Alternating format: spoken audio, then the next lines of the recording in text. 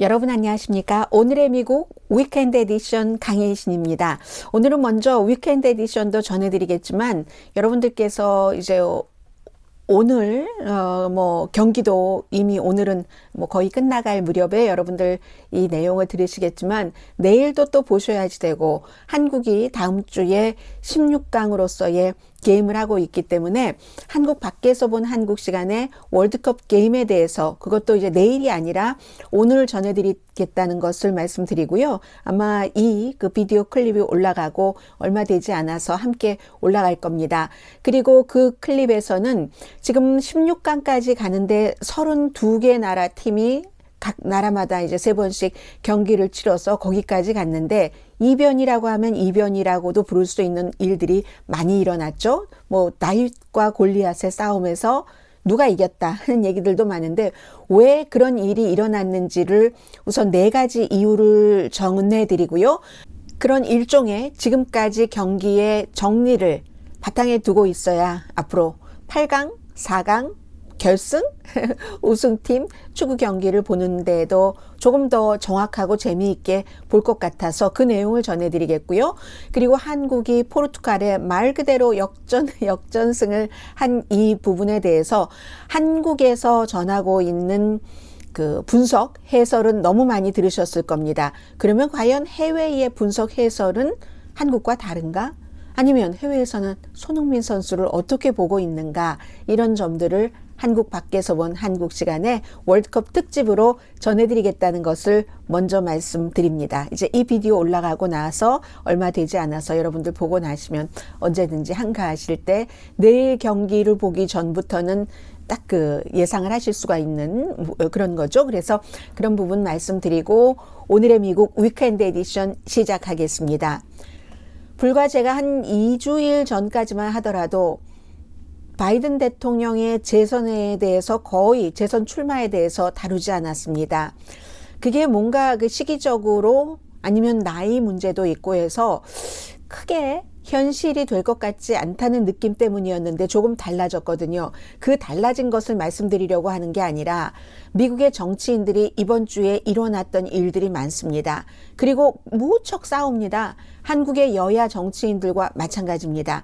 그리고 야당 정치인들은 여당이 잘하기를 바라야지 되지만 잘하는 것보다는 조금 못해서 다음에 우리가 정권을 잡아야지 되겠다 하는 생각이 미국에도 똑같이 있습니다. 그렇지만 결정적인 순간에는 마치 손흥민 선수가 자신의 그 기회를 그냥 생각도 없이 떨쳐내고 다른 후배 선수에게 어시스트를 하는 것처럼 미국에서도 정말 국가 문제와 연관이 되면 정치인들이 결정적인 순간에 합칩니다. 합칠 수밖에 없습니다. 아니면 국민들이 엄청 욕할 겁니다. 결국은 맨 끝에는 국민이 가 있는 거예요. 그래서 이제 이번에 이제 그런 일들이 많이 일어났다. 그런 일들이 일어남으로 인해서 바이든 대통령의 어떠한 그 힘 같은 것도 커지는 거고요.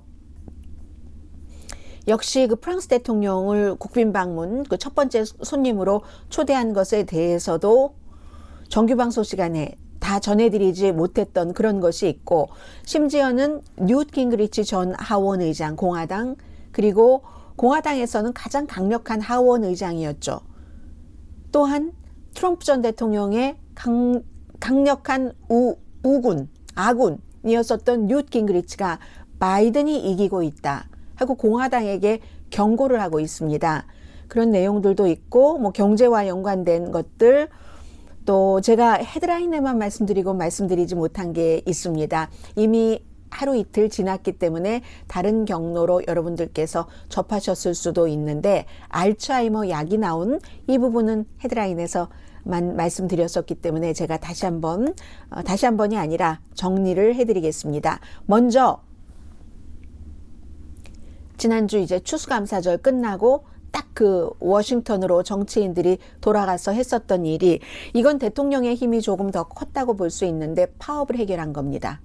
다음 주에 있었을 가능성이 아주 높았던 그런 철도 파업을 해결을 했죠.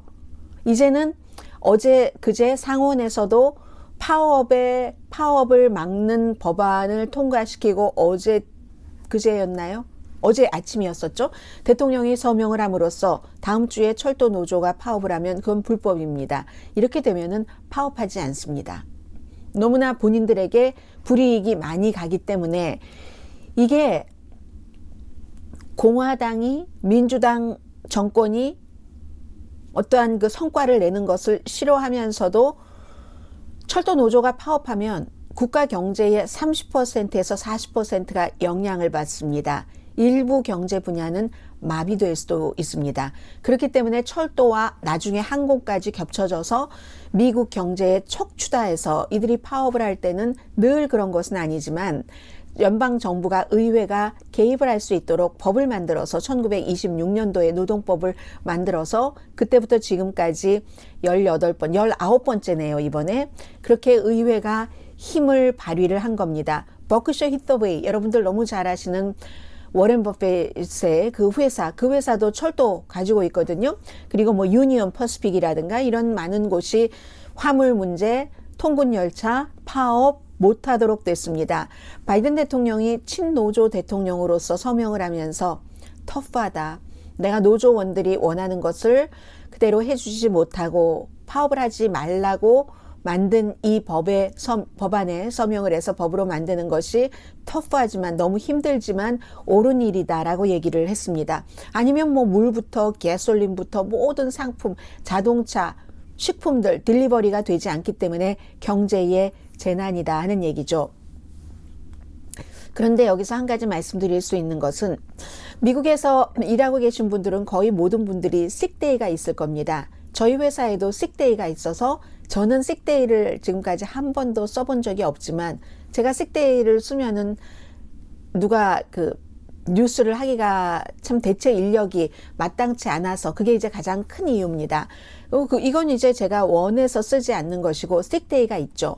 화물 노조는 화물 그 열차 일을 하시는 분들은 하루에 평균 12시간 일을 하고 그리고 이제 며칠 쉬는 날이 더 많을 수는 있겠죠. 그러면서 식데이가 없다는 게 말이 되느냐. 그 부분에 공감을 하시는 분들이 많으실 겁니다. 패스트푸드 레스토랑에서 최저임금을 받고 일하는 사람들도 식데이가 있습니다.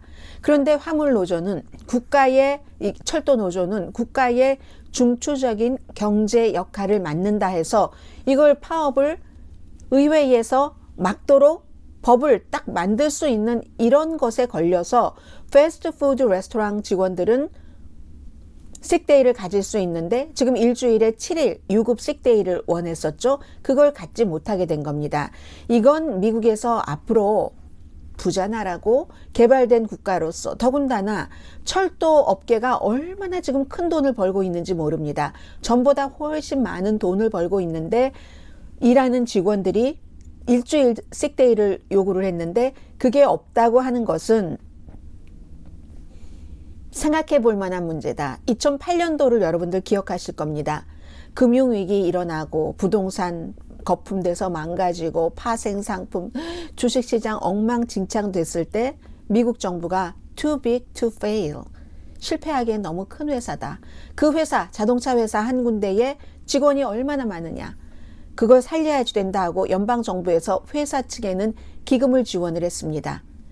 그랬던 연방정부가 식데이를 포함시키지 않은 그런 그 협상안을 통과시키는 이런 일을 한 것은 더군다나 민주당 정부로서는 마음 아픈 일이지만 결국은 파업은 아니다 해서 한다는 거죠. 그래서 앞으로도 윤리적인 moral hazard라고도 표현들도 많이 하고 있는데 윤리적인 문제이기도 하죠. 철도회사가 그렇게 돈을 많이 벌면 직원들을 어떻게 해서든 유급 돈 주고 식데이를 쓸 수 있도록 1년에 7일 그들이 요구하는 거 보통 회사들은 7일보다 많습니다. 물론 뭐 근무 연도수에 따라서 다르겠지만 오래 근무한 사람들은 일주일보다 많은데 이 부분은 다시 이제 생각을 해야지 된다고 봅니다. 제가 주말이니까 의견을 말씀드리는데 이게 철도 노조 하루에 12시간 평균 일하시는 분들이 일주일에 7일 유급 식데이를 본인이 아프면 언제든지 전화하고 안 가고 할 수 있는 그런 것을 달라고 요구하는 것이 그다지 불합리하다고 생각하진 않습니다. 그래서 이제 이 부분은 다른 방법으로 처리를 하도록 노력을 하고 있다 하는 것이 바이든 대통령의 얘기입니다. 그런데 이 점이 어쨌든 공화당도 협조를 해서 공화당의 한인 미셸 스틸 의원은 여기에 반대했습니다. 영킴 의원은 찬성했고 민주당의 2명 앤디 김, 마릴린 스트릭랜드 워싱턴의 10지구 연방 하원 의원도 파업은 막아야지 된다 하고 찬성표를 던졌습니다. 이게 민주당과 공화당이 함께 일을 한 첫 번째고, 두 번째는 의회가 결혼 존중 법안을 통과시켰습니다. 동성 결혼을 보호하는 겁니다. 물론 여기에 동성 결혼뿐만이 아니라 다른 인종 간의 결혼, 미국에서도 오랜 동안 터부시됐던 적이 많잖아요. 특히 흑백 간의 문제는. 그런데 이제 이런 것들이 물론 지금 연방 대법원이 동성 결혼을 합법화했습니다. 2015년도에. 그래서 2016년부터 동성 결혼이 엄청 늘어났죠. 큰 비율로 늘어나고 했었는데, 늘어난 게 아니라 그때부터 공식적인 동성 결혼이 시작이 됐죠. 그런데 연방 대법원이 보수화되면서 이것도 낙태, 얼마 전에 그 판결한 것처럼 각 주정부가 알아서 하세요 라고 다시 판결을 뒤집을 수가 있습니다. 그렇게 되면 곧바로 35개 주에서 동성 결혼을 불법화할 수 있습니다. 그러니까 거기에 대비해서 연방 정부가 공화당과 민주당이 똑같이 이 이슈도 앞에 철도 파업 이슈와 마찬가지로 민주당이 동성 결혼을 하는 사람에게 더 온정적인 그런 그 분위기가 있죠. 그런데도 공화당도 여기에 찬성을 해서 만일 연방 대법원이 동성 결혼을 합법화해 놓은 것을 뒤집는다 하더라도 연방 측에서는 그것을 존중을 한다, 인정을 한다.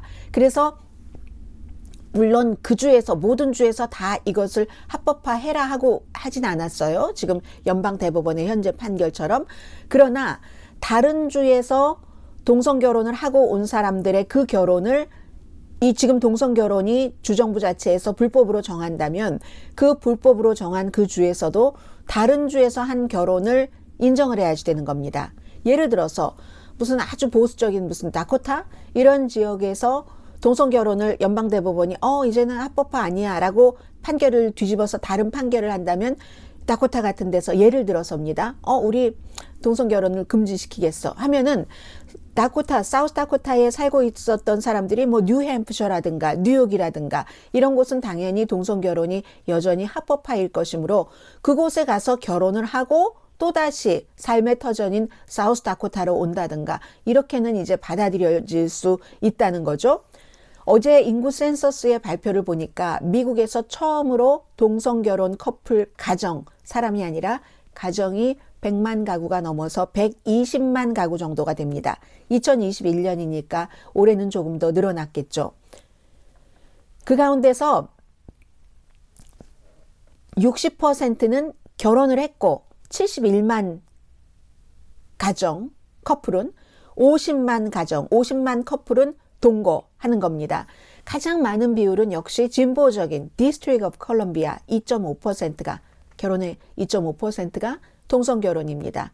이 District of Columbia는 뭐 무조건 뭐 대통령 선거를 해도 98% 이 정도가 민주당으로 나오는 곳이잖아요. 그리고는 오레곤이 무척 진보적입니다. 오레곤이 1.4%, 델라웨어 저쪽 동북부에 1.3%, 가장 동성 결혼 비율이 낮은 곳은 사우스 다코타, 제가 좀 전에 말씀드린 0.4%입니다. 그처럼 보수적인 사우스 다코타에도 동성 결혼을 한 사람들이 존재한다는 게 오히려 중요할지도 모르겠습니다. 2008년 연방 대법원에서 동성 결혼을 합법화하기 이전에 미국에는 뭐 동성, 그 당시에는 결혼이 아니니까 커플이 함께 사는 게 55만 5천 가정 정도 됐다고 보는데 10년 뒤인 2018년 동성 결혼이 합법화되고 3년 뒤죠. 거의 100만 가정이 되다가 결혼이 이제 2016년부터 늘기 시작해서 지금은 120만 가정이 된 겁니다. 대신에 이번에 여기도 돈이 들어갑니다. 종교기관 이런 곳에서 뭐 우리 그 종교적인 신념에 따라서 동성 결혼식 안 올릴 수 있어. 그것을 허용을 했습니다. 그것을 허용을 했는데 가만히 생각해 보시면 몰몬교도 이번에 이 법안을 결혼 존중법을 지지를 했고 아주 보수적인 복음주의 단체가 여러분들 지지했다는 것 아셨습니까? 지지했습니다. 그리고 뭐 기독교 이게 학교 재단도 지지를 했거든요. 왜 그러냐면 돈과 연관이 있는 겁니다. 연방 정부에서 이것을 그렇게 동성 결혼을 연방 정부는 인정을 한다 했는데 그들 학교, 종교 재단 같은 곳에서 그런 것을 부정한다면 다 세금 감면 받고 있는 곳이잖아요. 기부금 들어와도 세금 안 내도 되고 하는 교회도 마찬가지고. 그러니까 이들은 우리가 그 종교적인 신념에 따라서 결혼식 같은 것을 우리 홀에서 우리 기관에서 하지 않도록 허용할 수 있다는 것을 준다면 꽁도 먹고 알도 먹고 정치인 거죠. 이게 정치계는 이 같은 법안을 통과를 시키고 그리고 종교기관은 세금 감면 혜택 받는 것을 포기하지 않아도 되는 윈윈, 이것이 건전한 정치라고도 말씀드릴 수 있습니다. 그리고 정치인이 볼 때는 문화전쟁을 덜 할 수 있잖아요. 항상 낙태라든가 이 동성결혼 문제가 문화전쟁으로 돼서 쓸데없이 국가의 에너지를 너무 많이 낭비하기 때문에 이런 일들도 역시 공화당과 민주당이 합쳐서 일을 했기 때문에 되는 일입니다. 민주당의 척 슈머 원내대표가 딸이 동성결혼을 했어요. 이 사람이 뒤에서 많이 일을 했고 이런 사람들 무척 많거든요. 민주당에만 있는 게 아닙니다. 나이 든 세대는 어떻게 정신적으로 눌러보고 뭐 해보고 해서 오픈리 게이가 아닌 경우도 있고 그리고 막 그냥 고뇌 속에서 그냥 혼자 고민하면서 사는 경우도 있고 하지만 젊은 세대는 이제 그렇지 않습니다. 본인이 레즈비언 성향이다 아니면 뭐 게이 성향이다 하면 그것을 드러내죠. 그리고 부모들도 처음에는 거부하는 몸짓으로 해봤다가 안 되니까 그리고 과학적으로 뭐 이것이 태어났다 100% 하는 사람도 있고 어떤 사람은 환경의 영향을 많이 받는다라고 얘기하는 사람도 있지만 모든 사람들이 100%그 답을 찾을 수는 없잖아요. 그런 때에는 시대 정신에 따라서 여론에 따라서 많이 움직이는 거죠. 갤럽의 여론조사 결과 최근 미국에서는 71%가 동성 결혼을 지지를 합니다. 이렇게 해서 그렇고요. 그리고 보니까는 이번에 이제 바이든 대통령이 첫 번째 국빈으로 프랑스의 대통령 이마뉴엘 마크롱을 초대를 했잖아요. 거기 보니까 동성애자들이 많이 초대돼서 갔더군요. 한 350명 정도를 초대했다고 하는데 파티니까 전부 드레스 입고 뭐 턱시도 입고 동반하잖아요. 부부 동반이 됐던 누구는 뭐 딸도 데리고 오고 낸시 펠로시 하원 의장의 경우는 남편이 지금 괴한이 침입해서 아파서 입원했다 퇴원했으니까는요. 요양 중이니까 딸과 같이 왔고 또 누구도 딸과 같이 왔고 뭐 바이든 대통령의 이 자손들 가운데서는 뭐 대학 때 제일 친한 친구와 같이 온 사람도 있고 하지만 대부분 배우자들과 같이 오죠. 팀 쿡이라는 사람도 왔고요. 동성애자잖아요. 그리고 많은 동성애자들이 아무튼 핏 브리저즈 교통부 장관은 본인의 허스번드와 같이 왔습니다. 교통부 장관이 남자인데 파트너로. 이런 일들이 미국에서 너무 흔한 일이에요. 그렇게 파티에서 같이 온다고 누군가가 350명 게스트 가운데서 속으로는 꽁하는 사람도 있겠지만 겉으로 그걸 이상한 눈초리로 보면 그 사람이 이상한 사람 되는 겁니다. 미국에서는 지금으로서 상식적인 선으로 판단을 한다면 그런 정도가 되니까 공화당 민주당이 역시 협조해서 결혼 존중법이라는 것을 통과를 시켰다. 이것도 이제 미국의 새로운 모습이죠. 그리고 또 하나는 지금 이런 여러 가지 추세와 공화당 민주당이 함께하는 것을 보여드리고 있는데요. 케빈 맥카티 차기 공화당 하원 의장이 될 가능성이 높은 사람입니다. 이 사람도 파티에 참석했습니다. 민주당 대통령의 파티잖아요. 첫 번째 아주 중요한 국빈 파티인데 케빈 맥카티를 포함한 공화당 정치인들이 이 백악관의 만찬에 초대를 했고 그리고 초대를 받았는데 그 초대를 불응한 게 아니라 응해서 갔습니다. 그래서 케빈 맥카티는 그런데 이 자리에 특히 케빈 맥카티를 제가 말씀드린 것은 하원 의장이 되면 바이든 대통령의 아들 헌터 바이든의 우크라이나에서 왜 경험이 없는데도 일하고 돈을 벌었어? 하는 것을 조사할 것이라고 얘기를 했잖아요. 헌터 바이든도 온 파티입니다. 헌터 바이든도 와이프와 같이 뭐 딸도 오고 했었던 그런 파티인데도 난 엄마와 같이 왔더군요. 케빈 맥카티 그 차기 하원 의원은. 그래서 엄마와 같이 오늘은 파티를 즐길 것이다 라고 얘기를 했고 수잔 콜린스 공화당의 메인주의 연방 상원의원. 바로 옆에 자리 보니까요. 현재의 상무장관과 같이 앉아 있었습니다. 상무장관도 여자잖아요. 지나 레이몬드와 같이. 그러니까 같은 테이블에 앉아 있는 거예요. 같은 테이블에 앉아서 파티를 즐기는 겁니다. 파티를. 디너 파티를. 국빈 만찬을. 이게 이제 미국의 그 모습이고요. 또 척 슈머 민주당의 상원 원내대표가 스티브 스칼리즈 공화당의 지금 서열 3위인 이 사람과 같이 대화도 하고 루이지아나주가 지역구고요. 그리고 하킴 제프리스 새로운 그 민주당의 그 하원의 그 원내대표가 케빈 메카티는 별로지만 이 스티브 스칼리즈가 공화당에서는 일하기 더 편한 사람이야 라고 했던 그 사람과 민주당의 상원 원내대표도 같이 뭐 당연하게 대화하고 이런 모습들도 역시 최후의 순간에 가면은 기본은 하는 겁니다. 너무 꼴 보기 싫으니까 얘기도 안 하고 저들이 하는 파티에 우리가 이런 건 아니고 심지어 법안조차도 민주당이 좋아할 법안을 통과를 시키는 겁니다. 이게 지금 미국의 모습이고요. 이 말씀 드린 뒤에 이 최초의 국빈 방문에서 제가 방송에서 미처 전해드리지 못한 내용을 말씀을 드리겠습니다. 1958년도 이제 프랑스 제5공화국 그 이후에 임마누엘 마크롱 대통령이 처음으로 국빈 방문을 미국에 2번 한 사람이 됐습니다. 첫 번째는 트럼프 전 대통령 때 국빈 방문을 했었고 미국에서 그 오바마 대통령 때도 그 프랑스의 대통령을 제일 처음으로 국빈으로 초대를 했고요. 그 당시에 이제 올랭도 대통령, 프랑스와 올랭도 대통령이었었고, 그리고 이번에 보면은 사흘 방문이었거든요. 하루가 아니라, 이틀이 아니라.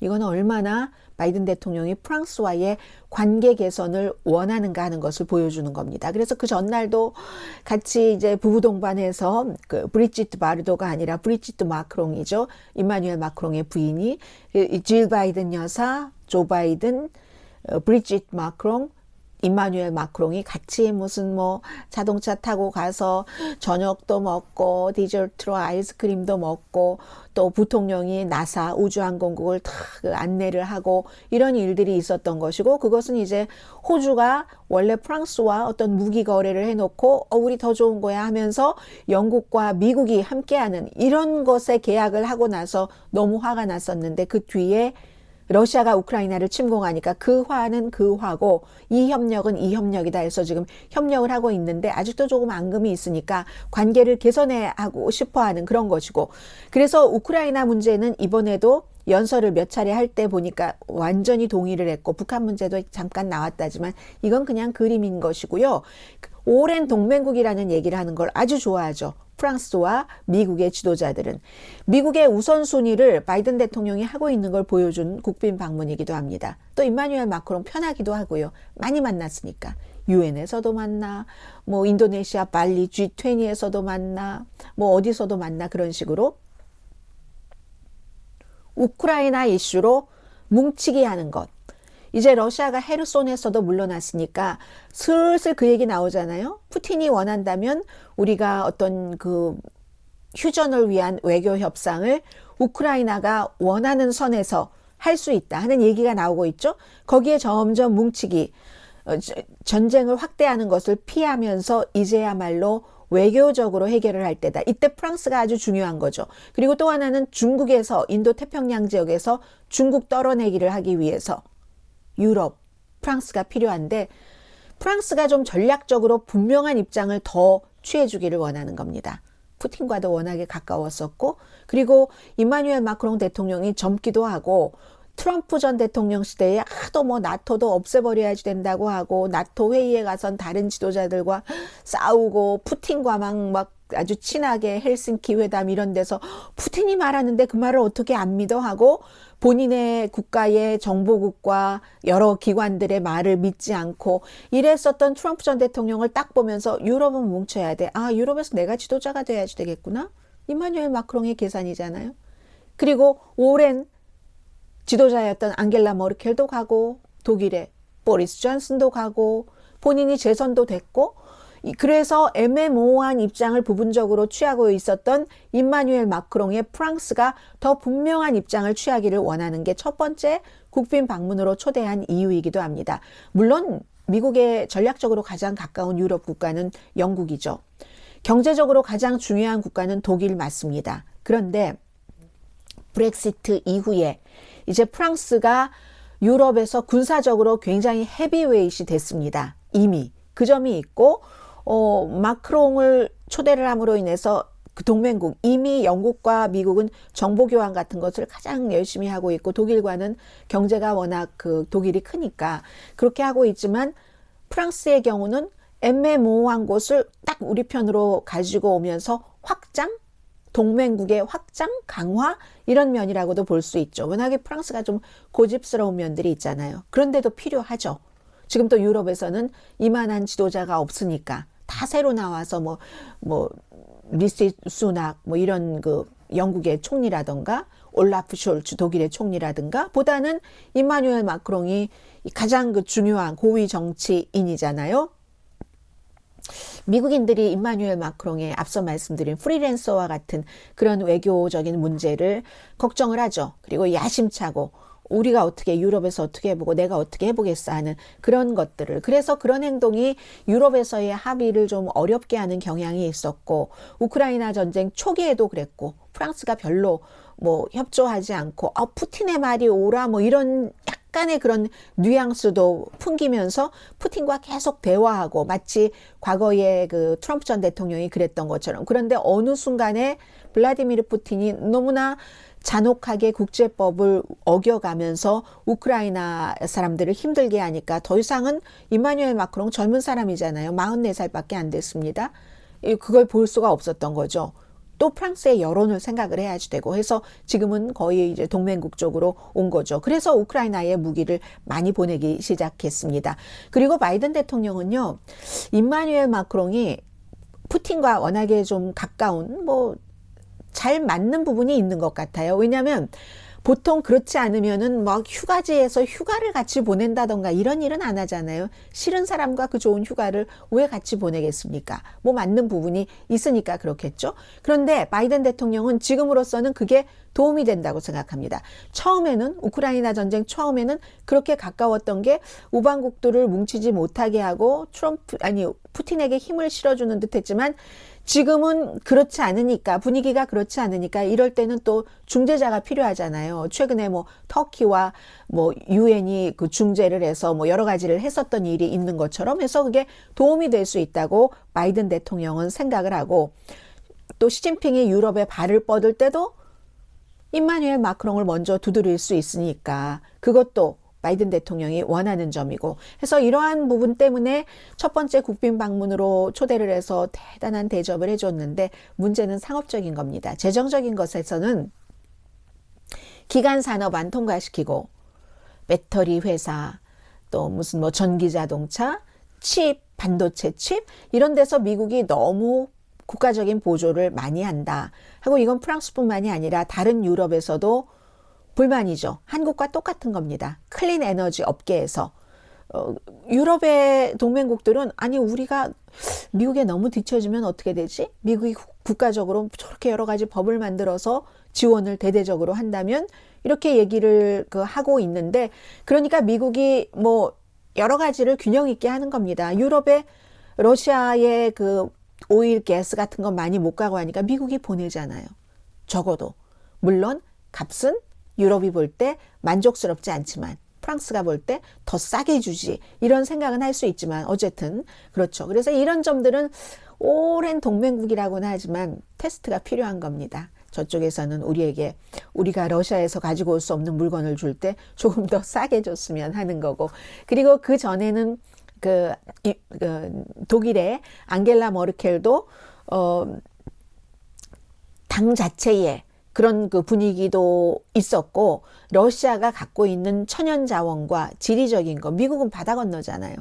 그런 것들 때문에 잘 화합하면 우리 쪽으로 오겠거니 했는데 보니까 우리 쪽으로 오겠거니가 아니라 우리 쪽으로 계속 건너와서 이걸 러시아화 하겠다는 거야? 라는 쪽으로 가니까 딱 여기서 우크라이나 전쟁 때문에 손해를 보더라도 겨울에 춥고 에너지 값이 비싸져도 러시아의 이쪽 서쪽으로 오는 것을 막아야지 된다 하고 유럽에서 생각을 하고 있는 거죠. 이런 문제들이 국빈 방문과 얽힌 거고요. 그리고 뉴트 깅그리치 전 공화당 하원 의장이 바이든이 이기고 있다라고 이제 본인의 그 블로그 같은데 글을 썼거든요. 저는 글 쓰는 사람들 가운데서 뉴트 깅그리치 전 하원 의장의 글이 가장 쉽습니다. 가장 쉬운데 문제는 쉬우면 쉽고 가벼워 보이는 게 아니라 너무 간단하고 단순 명료한데 메시지는 또렷합니다. 또렷해서 어디 하나 첫 문장부터 끝 문장까지 버릴 데가 없어요. 이 사람의 어떤 자신의 의견을 담은 글은 바이든이 이기고 있다라고 얘기를 하는데 2006년까지만 하더라도 그 바이든 대통령이 상원 의원이고 할 때 두 사람이 무슨 유명한 미국의 텔레비전 시사쇼에 같이 하나의 이슈로 많이 나와서 얘기를 했었거든요. 지금 일자리가 이번 주에 예상보다 좋아서 10월 달에 11월 달에 뭐 26만 1000개인가가 만들어졌죠. 실업률도 3.7% 거의 반세기 사이에 최저이고 소비는 계속합니다. 가솔린 값 내려가고 뭐 오펙이 어떻게 할까 그 문제는 있지만 그래도 크리스마스 때가 되면은 뭐 갤런당 3달러까지 되지 않을까라고도 생각을 하고 있잖아요. 그래서 이 뉴트 깅그리치 전 공화당 하원 의장이 얘기하기를 우크라이나에 대해서도 아주 조심스럽게 접근하면서 미군은 보내지 않았잖아요. 처음부터 미군 가면 안 돼. 3차 대전 일어나 하면서 조심했죠. 조심스럽게 접근하면서 미국이 원하는 대로 성공을 하고 있고 중간 선거 깔끔하게 이겼고 하원 내줬지만 다수당 자리를 내줬지만 예상보다 훨씬 잘했습니다. 상원은 뺏기지도 않았습니다. 이런 얘기를 낸시 펠로시 민주당 하원 의장이 하는 게 아니라 백악관 비서실장이 하는 게 아니라 대통령의 부인이 하는 게 아니라 뉴트 깅그리치 공화당 전 하원 의장이 한다니까요. 트럼프 전 대통령의 오랜 친구고 트럼프의 자문이기도 했고 그로 인해서 본인의 와이프는 아무런 정치 경력은 없는데 바티칸 대사로 보낼 수 있었던 뉴트 깅그리치 전 하원 의장이 바이든 대통령이 이기고 있다라고 얘기를 하는 겁니다. 바이든을 과소평가하지 말아라. 보수의 바이든 행정부에 대한 그 적대감이 바이든 행정부가 얼마나 효율적으로 일을 하고 있는지를 모르게 하고 있다 지금. 이게 공화당의 독이라는 얘기입니다. 그런 얘기를 하고 있고요. 풋볼에서의 승리와 패배를 생각해보자라고 얘기를 하고 있거든요. 그래서 이 바이든은 목표가 분명하고 우리가 크레딧 점수 주려고 하는 것보다 훨씬 성공적으로 앞에 말씀드린 그런 이슈에서 해나가고 있다는 겁니다. 이 얘기들이 왜 나오고냐면 저도 2주일 전까지만 하더라도 바이든 대통령의 재선 출마 가능성에 대해서는 좀 회의적으로 보도를 해드렸었는데 그런데 크리스마스 지나고 나서 입장을 밝힌다고 했잖아요. 물론 두 가지 걸림돌이 있기는 합니다. 하원을 공화당이 이제 컨트롤을 하기 때문에 어떨까 하는데 사실은 임기 1년, 2년 동안에 해놓은 일이 너무 많잖아요. 제가 앞에서 말씀드린 것만 하더라도 파업을 막는 법안을 통과시켜서 사인을 했고 결혼 존중법도 했고 그 다음에 뭐 기간산업안, 취벤 과학법안, 총기 같은 것도 클린턴 이후에 가장 그렇게 했고 경기 회복 같은 경우는 아마 루즈벨트 이후에 가장 빨리 회복을 하게 되는 거고 그런 일들을 너무 많이 한 거잖아요. 그래서 제조업 같은 것도 미국으로 많이 돌아오게 했고 앞으로 뭐 그린 산업, 컴퓨터 산업 같은 것이 얼마나 좋아지겠습니까? 임기 1, 2년 동안에 이렇게 밑바탕에 해놓은 것이 임기 3, 4년에 결과가 이미 나오기 시작할 겁니다. 제조업 같은 곳에서의 일자리 증가라든가 기간 산업은 아이젠하워 전 대통령 이후에 최대로 지금 발전을 했고 그리고 중국 경쟁 그 법안 통과가 돼서 뭐 칩 앤 뭐 과학 법안 이런 것 때문에 얼마나 많은 그 주에서 또 좋아하기도 하고 기후 법안 같은 것도 마찬가지잖아요. 기간 산업 안에 다 포함이 돼 있잖아요. 그래서 뉴트 깅그리치가 얘기하기를 공화당에 대해서 말하기 참 힘들다. 공화당 리더들 가운데 미국의 시스템을 정확하게 이해하고 정확하게 접근하는 사람이 없다. 지금 실패하고 있다. 하면서 공화당의 원래의 것, 큰 정부 같은 거 물리쳐야지 돼. 이런 것들을 다시 공화당이 부르짖어야지 된다. 선거 전보다 후가 더 큰 도전이다. 조금 있으면 성과가 나오기 시작하기 때문에. 그래서 바이든 대통령에게 이렇게 그 공화당이 연방 하원에 다수당이 된 것이 도전이기는 하지만 재선 출마 가능성도 있다는 얘기입니다. 공화당이 무엇을 하는지 내세울 게 없기 때문에. 참 몇 개월 전까지만 하더라도 저는 이제 좀 전에 2주일 전을 말씀드렸습니다마는 뉴트 깅리치 전 공화당 하원의장, 이 사람이 가족의 가치를 제일 많이 말한 사람입니다. 가장 보수적인 공화당입니다. 이 사람이 바이든 대통령이 이기고 있는 것뿐만이 아니라 말하자면 롤 모델이라는 거예요. 조심스럽게 외교, 우크라이나, 국내 문제, 오랜 문제였던 제조업을 다시 살리고 하는 이런 것을 하는 바이든을 공화당이 이를테면 롤 모델로 삼아야지 된다. 뉴트 깅그리치가 이런 얘기를 하리라고 상상하기 힘들었다는 거죠. 이 가족의 가치를 말씀드리니까 뉴트 깅그리치가 가족의 가치는 가장 처절하게 깬 사람이기도 합니다. 자신의 그 스텝과 결혼을 하면서 와이프에게 이혼을 강요를 했었던, 그것도 빌 클린턴 전 대통령 모니카 루인스키 스캔들을 본인이 막 주도해서 앞장서서 할 때 그때 외도했다는 거잖아요. 그리고 그 부인이 재혼한 그 바티칸 대사로 갔었고요. 바이든은 이런데 트럼프 전 대통령은 조금 어려워지는 것처럼 보입니다. 그리고 이미 사람들이 트럼프를 포기하면 트럼프는 힘을 잃어갑니다. 물론 일반 대중 가운데서는 아직도 트럼프 전 대통령을 지지하는 사람들이 많이 있겠지만 이미 그 대중들의 마음을 움직이는 어피니언 리더들은 트럼프를 떠나기 시작했습니다. 많은 저널리스트들이 얘기하는 거 보면 본인들도 그렇게 5년 이상을 트럼프 하다가 지금 딱 보니까 트럼프가 아닐 것 같으니까 배를 갈아타는 중이거든요. 그럴 때 본인이 과거에 해왔었던 말들이 민망하니까 애매하게들 얘기를 하는데 그 사람들은 이미 트럼프를 버린 겁니다. 좋게 말하면 트럼프를 버린 것이고 나쁘게 말하면 트럼프로 몇 년 동안 잘 본인들의 돈을 벌던 인기를 얻던 해오다가 트럼프를 배신한 거죠. 왜냐하면 상품 가치가 없으니까 더 이상. 그걸 보면 트럼프의 힘이 빠지는 거고 거기에 이제 트럼프가 또 좋은 그 먹잇감을 줬죠. 지난주에 화요일이면 24일이 목요일이었고 추수감사절 그 주죠. 추수감사절 이틀 전에 백인 우월주의자 홀로코스트를 부정하는 닉 푸엔테스 신나치입니다. 이 사람은 젊은이죠. 24살. 같이 디너 먹으면서 대화하고 좋아했었다는 것 아닙니까? 누군지 모른다고 했는데 어떻게 모를 수가 있겠어요. 카니에 웨스트가 갑자기 데리고 왔다 하는데 전 대통령과 같이 대화하고 이렇게 얘기하고 하는데 신원조회도 안 하고 그리고 신원조회 할 필요도 없어요. 이 사람은 너무 유명하기 때문에 아무것도 검사 안 하고 갈 수 있었겠습니까?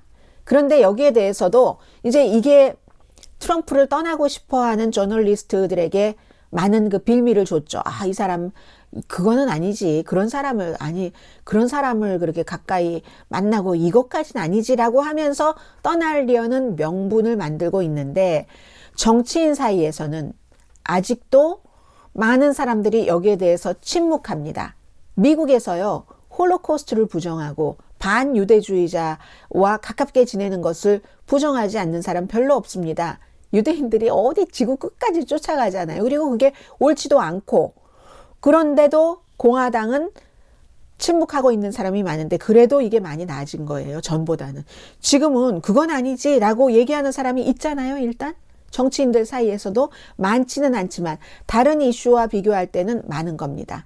더 많은 사람은 노 코멘트를 하고 있지만 트럼프 이 문제가 있고요.